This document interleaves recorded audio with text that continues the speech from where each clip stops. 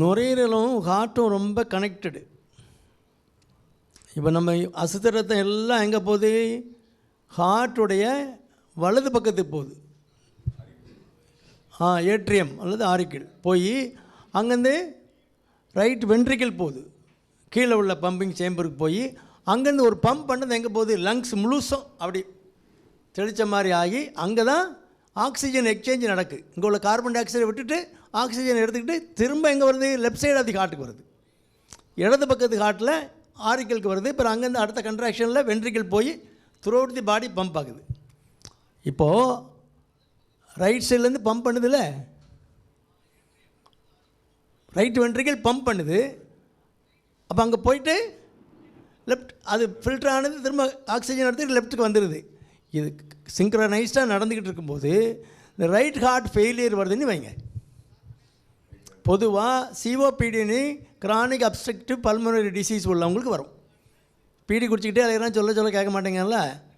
ஒரு நாளைக்கு இப்படி தான் வரும். ஐசியூ அடிக்கடி போண்டி இருக்கும். பிறகு அப்படி போயிட வேண்டியதான். சொல்ல கேட்க மாட்டான். பீடி விட முடியலம்மா, முயற்சி பண்ணால் முடியும். அப்போ அந்த ரைட் வென்ட்ரிக்கிள் பம்ப் பண்ணலாம் என்னாகும்? சரியாக பம்ப் பண்ணலாம் பேக் ப்ரெஷர் ஆயிரும்ல.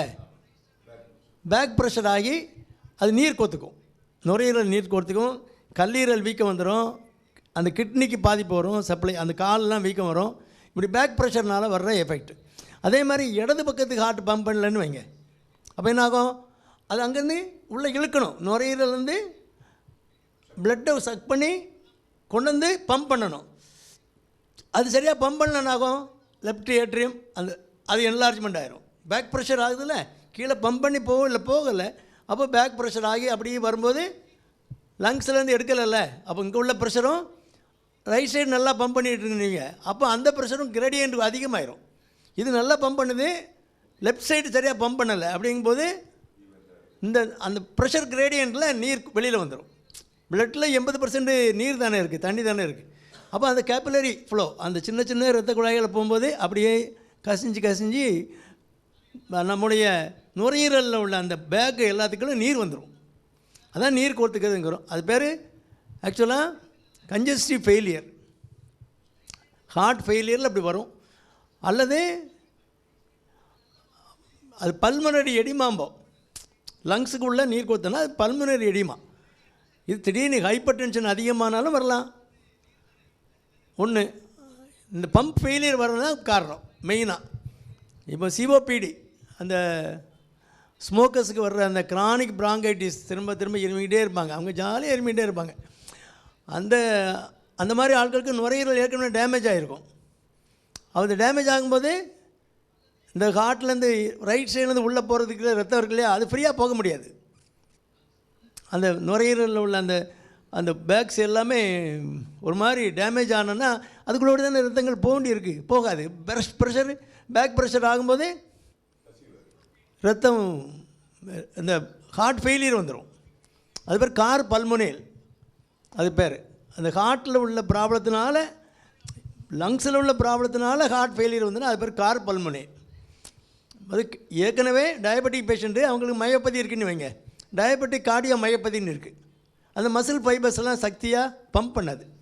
அப்போ எஜெக்ஷன் ஃப்ராக்ஷன்னு போட்டிருப்பாங்க. அது 50க்கு மேலே இருந்தால் நல்லாயிருக்கும். 50க்கு மேலே, சிலருக்கு 30 தான் இருக்கும். அந்த ஆட்களுக்கு சடன் டெத்து வரலாம். ஹார்ட்டு டபக்குன்னு அரித்திமையாக போயிடும். அந்த மாதிரி இண்டிவிஜுவலுக்கு இப்படி பம்ப் பண்ணணும்ல, அப்படி பம்ப் பண்ணாது. இப்படி பம்ப் பண்ணோம். அந்த கண்டக்ஷனில் ப்ராப்ளம் வரும். கொஞ்சம் நேரம் துடிச்சிட்டு அடங்க பிறகு நின்றுடும். அதனால் அந்த ஃபெயிலியரை குறைக்க என்ன பண்ணணும்? அப்புறம் நீரை வெளியேற்றுறதுக்கான மருந்துகள்லாம் போடணும். ஆக்சிஜன் குறைவாக இருக்கிறனால ஆக்சிஜன் மாஸ்க் வச்சு ஆக்சிஜன் போடணும். இல்லை சரி வரல, மாஸ்கில் சரி வரல, வெண்டிலேஷன் போடணும். அப்புறம் என்ன நடக்குன்னு உங்களுக்கு தான் தெரியுமே. வெண்டிலேட்டரில் போட்டாங்கன்னா பிறகு ஆமாம் ஒரு சிலர் மீண்டு வருவாங்க. வந்தாலும் திரும்ப வெண்டிலேட்டர் தான் போக வேண்டியிருக்கும். அதனால் ஹார்ட் ஃபெயிலியர் ஒரு தடவை வந்தால் ஹைப்பர் டென்ஷனால் வருதுன்னா ரிவர்சிபிள் காஸ். பிபியை கண்ட்ரோல் பண்ணிக்கிட்டால் சரியாயிடும். இந்த லங்ஸு ப்ராப்ளத்தினால் வர்றதுக்கே அது ரெக்கரண்டாக வரதான் செய்யும். வீசிங் உள்ளவங்களுக்கு, ஸ்மோக் பண்ணாமலும் சிலருக்கு வீசிங் இருக்கும். ஆஸ்மா உள்ளவங்களுக்கு அது கார் பல்மோனேல். இதான் அந்த ப்ரெஷர் கிரேடியன்ட் இருக்குல்ல, இங்கேருந்து பம்ப் பண்ணணும், அங்கேருந்து ரிசீவ் பண்ணணும். இப்போ அங்கே ரிசீவ் பண்ணுறதுல ஃபெயிலியர்னு வைங்க, பேக் ப்ரெஷர் ஆயிரும். அப்போ இங்கே ஆட்டோமேட்டிக்காக லங்ஸில் நீர் கோத்துக்கும். அதுதான் பல்மனரி எடிமா. அது கன்ஜஸ்டிவ் கார்டியாக் ஃபெயிலியர்னு சொல்லுவோம். அவங்க ஹார்ட்டுக்குரிய மருந்துகள்லாம் கொடுத்து ஹார்ட் பம்பிங்கை கொஞ்சமாவது கூட்ட முடியுமா, அதை லோடை குறைக்கணும்.